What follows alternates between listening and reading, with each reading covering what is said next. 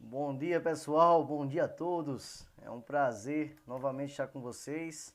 Hoje aí finalizando a semana, mais uma semana aí concluída com sucesso, né? Hoje com correções, como de costume.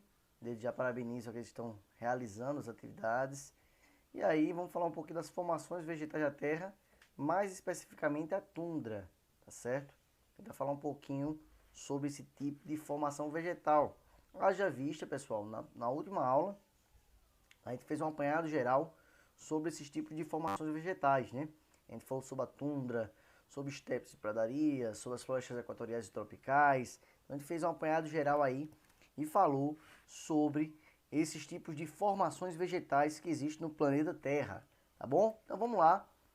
O livro didático, tenho em mãos, página número 7. Vamos lá. Pessoal, nós temos aqui uma relação, uma integração entre diferentes elementos. Vocês vejam que o clima, vejam que a hidrografia, que é a água, vejam que o relevo, vejam que o solo, todos eles aí influenciam, olha a setinha, na vegetação. Então, cada fator aqui é essencial para que haja a vegetação e os tipos de vegetação. Então, cada tipo de vegetação vai sofrer um fator, né, que vai determinar como será essa vegetação. Pode ser o clima, a hidrografia, o relevo e o solo. E aí vem nossa primeira pergunta. Explique por meio de um exemplo como um ou mais fatores naturais podem influenciar na presença de um tipo de formação vegetal. Então você ia utilizar um daqueles elementos, tá certo? Poderia ser o clima, poderia ser o solo, poderia ser o relevo, para exemplificar como é isso. Por exemplo aqui, ó, escassez de água no deserto, né? É um exemplo. A planta ali ela vai ter que se adaptar à falta de água. Então é a hidrografia. A abundância de chuvas nas florestas. Então, quando tem muita chuva, a formação vegetal vai ser tipo de floresta, porque há muita chuva, tá certo? Então aí são alguns exemplos aí que tu poderia citar, ok? Então já destaquei alguns exemplos aí para vocês. Segunda questão, pessoal. Vamos para cá. Segunda questão. Os fatores naturais ajudam a desenvolver vários tipos de vegetação, seja de forma conjunta, seja de forma isolada. No entanto, a influência da atividade humana, olha, a primeira questão é sobre fatores naturais. Hoje agora fala de atividade humana, segunda. Sobre vegetações é geralmente diferente. Com base no que você estudou, nesse ano, comente a diferença entre ações dos fatores naturais e a ação humana. A diferença, como é que age o fator natural na vegetação, como é que age o fator humano sobre a vegetação. Então vamos lá, olha aqui. Ó. Os fatores naturais, em geral, não causam danos às vegetações. É algo natural, não vai ter problema nenhum esses fatores influenciando na vegetação. É um fator natural, tá bom? Que interagem com elas, né? Interagem com elas. A ação humana, né, altera ou remove vegetações originais. E aí o que? Vai ter o que? Uma rápida, né, transformação aí. Então pode prejudicar o meio natural, geralmente prejudica a ação humana como desmatamento, com queimadas e etc, beleza? Então está respondido aí essa segunda questão. A gente fecha um pouquinho o livro didático, depois a gente volta para ele daqui a pouco. E entramos agora no livro, desculpa, de atividades, página número 5. Pessoal, tem aqui um mapazinho da África, tá certo? Com suas formações vegetais. Depois a gente volta para ele. E vamos lá. Escreva o nome da formação vegetal representada em cada imagem. Pessoal, essa aqui, olha. Que formação vegetal é essa? Essa primeira, deixa eu pegar aqui o laser. Vamos pegar aqui o laser. Pronto, essa primeira. Tá aqui o nome aqui embaixo, mas era muito fácil. É uma vegetação tipo de savana.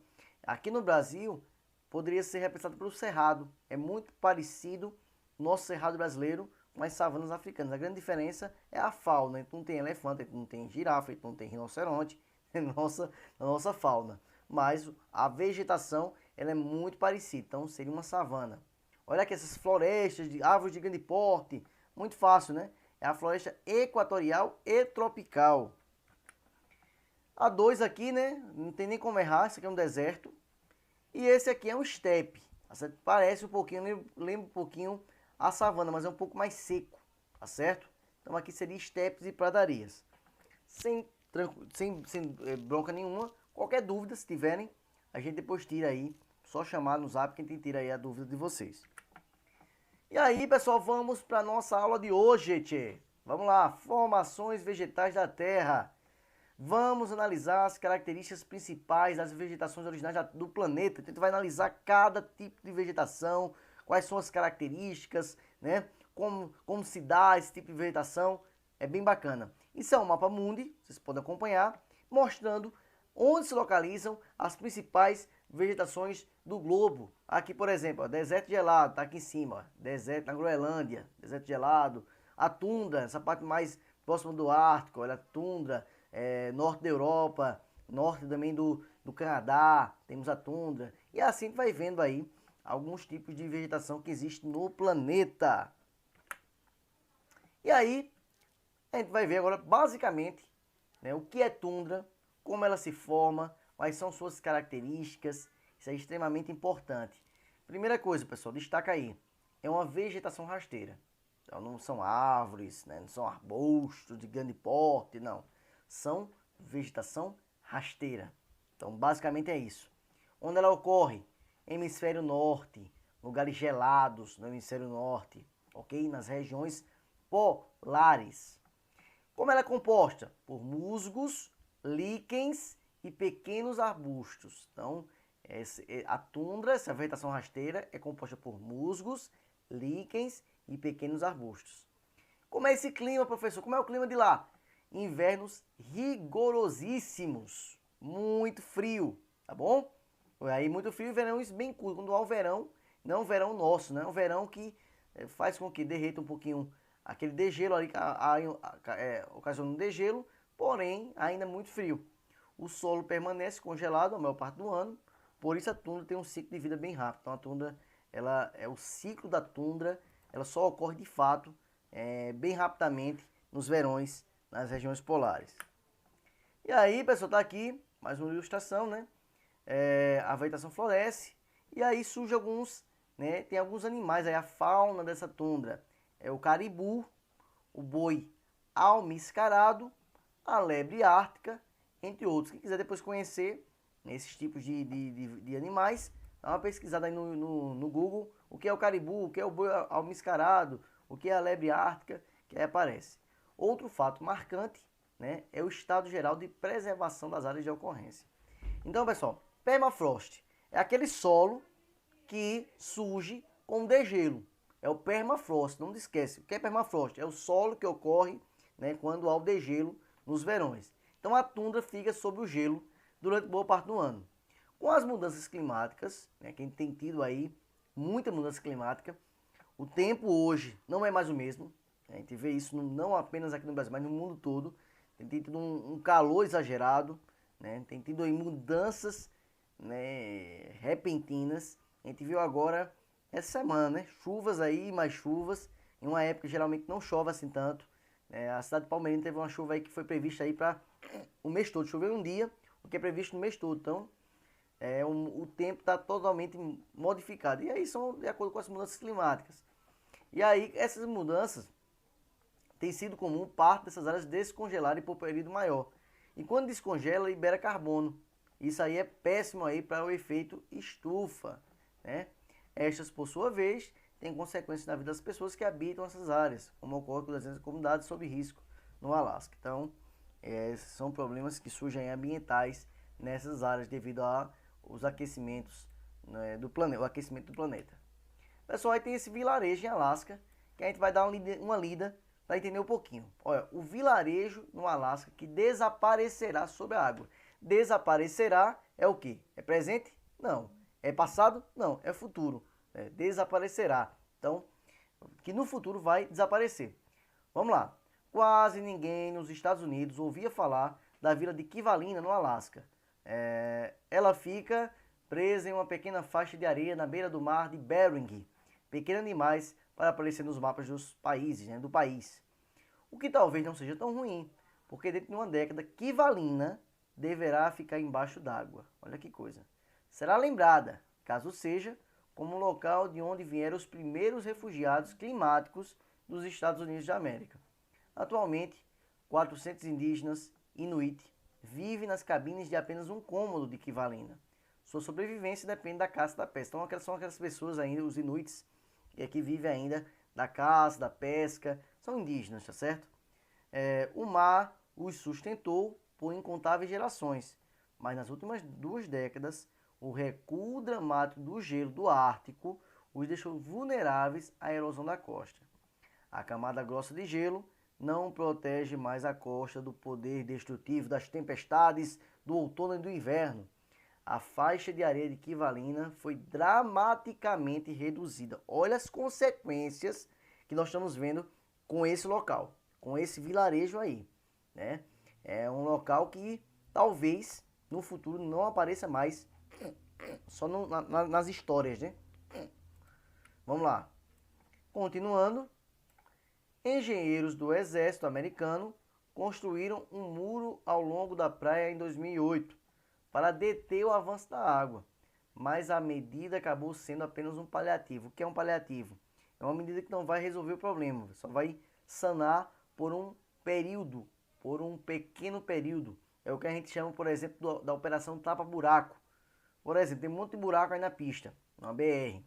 Qual é o correto? É tapar buraco, aquele, né? Passar ali, só tapar os buracos, ou fazer um novo recapeamento. O correto é fazer um novo recapeamento que vai durar aí por longos anos. Então, o paliativo seria tapar o buraco. Tapa, quando chove novamente, abre novamente aquele buraco. Então, não resolve. É uma medida paliativa. Naquele momento vai ser bonzinho ali, mas depois, rapidamente, vai ser necessário fazer outras medidas. Então, esse muro que foi feito foi apenas um paliativo. Uma tempestade feroz, há 2 anos, forçou os moradores locais a uma evacuação de emergência. Agora, os engenheiros preveem que Kivalina será inabitável até 2025, ou seja, daqui a 5 anos não terá mais ninguém morando em Kivalina. A história de Kivalina não é a única. Registros de temperatura mostram que a região do Ártico, no Alasca, está esquentando 2 vezes mais rápido do que o resto dos Estados Unidos. Estou aqui embaixo, aqui em cima. O recuo do gelo, o aumento do nível da água do mar e o aumento da erosão costeira fizeram com que 3 assentamentos inuits enfrentem a destruição iminente e outros 8 corram sérios riscos. A líder da Assembleia de Kivalina, Colin Sauen, diz que as tribos indígenas do Alasca estão pagando o preço por um problema que não criaram. Essa frase é importante. Essa frase é importante. Olha o que ela fala, a líder da Assembleia de Kivalina, Colin. As tribos indígenas do Alasca estão pagando o preço por um problema que não criaram. Isso cabe uma reflexão na gente. Eles estão pagando preço por um problema que não criaram? É verdade. Quem tem causado o aquecimento global, o aumento da temperatura, a emissão de gás carbônico, não são eles. Eles vivem lá de forma tranquila, né, sem poluir, sem devastar. Então é um problema que não é deles, mas que estão sofrendo os problemas devido à ação de outras pessoas. Né? Alguns países, as pessoas que não têm consciência, né, que desmatam mesmo, que poluem mesmo, e aí vai gerando esse aquecimento global, e quem sofre são justamente as pessoas que menos, né, têm criado problemas.